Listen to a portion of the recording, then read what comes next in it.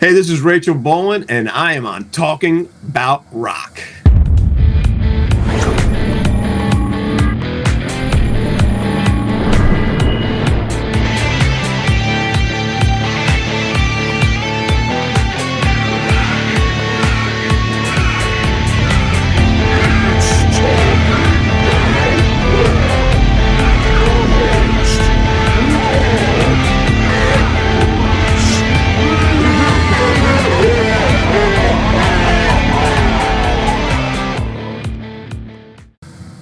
Okay, after 4 decades as the driving force behind Skid Row, today's guest steps forward with his first ever solo album, Gargoyle of the Garden State.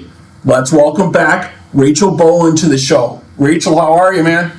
Hey, dude, how's it going, man? Good, great. Yeah, great to speak to you again. We chatted a while back. We last chatted when you guys were just getting ready to release The Gang's All Here. We know a lot has gone on since then, and we'll get to some of that. But let's dig into the solo album here. What's going on with Gargoyle of the Garden State? Quite a departure from the Skid Row vein, for sure. Yeah, I wrote these songs on my own, with the exception of 2 songs I wrote with 2 friends, and it's just me. This is me in song, and I played a lot of the stuff on the record and wrote a lot of the stuff by myself, and it was just all my influences, and that's it. Everything that influenced me or inspired me to write a song is on this record. Yeah, definitely can hear that obviously in the tracks right away, right? Anything But You, punk and glam influences on here. Was that kind of deliberate? Because I also read that some of these were some older tracks you had. Yeah, a few of the songs were older, and that was the catalyst of this whole thing with the conversation with Nick Raskulinix, and nothing was done deliberately. This is all very honest and very raw. That's kind of why I wanted to play guitar, because I'm not the best guitar player. Am I a decent guitar player? Sure. Did I play all the right notes? I'm not going to guarantee that, but it's me, and that's the way I wanted the record to be. Yeah, very great. You get that raw feeling for sure. And you got some great guests on here. Obviously, your Skid Row bandmates you got on here, Dave, Scotty, and Rob, plus some appearances by some other great folks. You got Corey Taylor on here, Nino Betancourt on here, as well as Danko Jones. Some great stuff. Yeah, it was fun, and Damon Johnson and Steve Conti. It was really fun. Everyone that contributed to this record, from producer down to the co-writes to the musicians, they're all friends of mine, and I wanted to take this monumental moment and make great memories, and make it even more monumental. So what do? You call your buds and you say, hey, you want to do this? And I have great friends. They all said yes. That's awesome. Yeah. So that kind of leads to my next question here. So obviously the latest single, Memory, tell us a little bit about that, if you could, a little background. So, all right. So the solo was played by Damon Johnson, who from Brother Kane and Lynyrd Skynyrd, and he played in Thin Lizzy for a while, and Alice Cooper. He's an old friend. We've seen very high highs and very low lows, and we've been there for each other through all of them. And that song was one of the songs that I wrote a while ago, and it was watching a friend go through something and me just trying to be there for that friend. And when stuff makes a deep impression on me, I tend to write about it. That's my form of expression, and that's what that song is about. Yeah, I think that makes the best song, right? So sincere, heartfelt, emotional connection. That's what drives a great song, for sure. I agree. Yep. So let's switch gears a little bit and let's talk a little about what on all the Skid Row fans worldwide. So the search for the new Skid Row singer. You guys launched a worldwide open audition for a new vocalist. What I was reading, you required them to do 18 in Life and Monkey Business for their submissions. So where are we at in that process? How is that going? Yeah, we did this campaign in conjunction with Sweetwater Music, and we've watched close to 400 now at this point, different video submissions.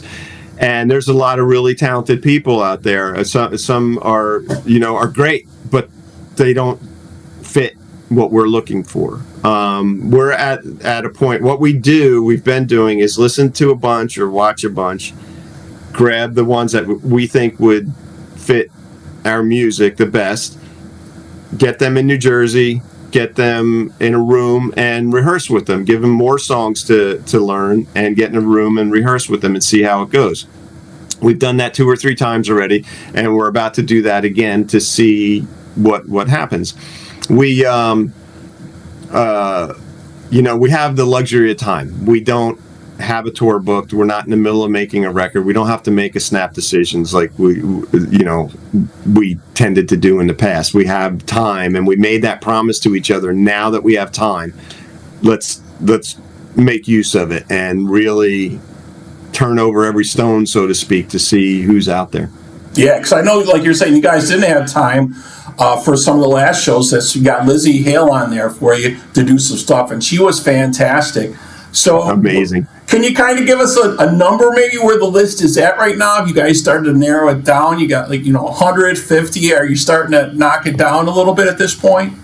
No, well, the only way I could say is we're knocking the list down is that we know we're going into a phase of another 4 or 5 guys. We don't have any favorites yet. We don't have anything that we're going to make a decision on. Right. So it's still wide open, and you're looking for more than just the ability to sing these songs right. You're looking for a look and a style, I think, that fits in with you guys. I think that's almost as important, right, as the singing, right? Yeah, we want to get someone that sings great, that knows what it takes to go on the road and be away from home for long periods of time, because things have changed a lot, and people just want to stay home. And so we're a touring band, and we like to stay busy, so we just need that commitment for things like that, and we need someone that could sing great and someone that is a good hang. Yeah, definitely very important.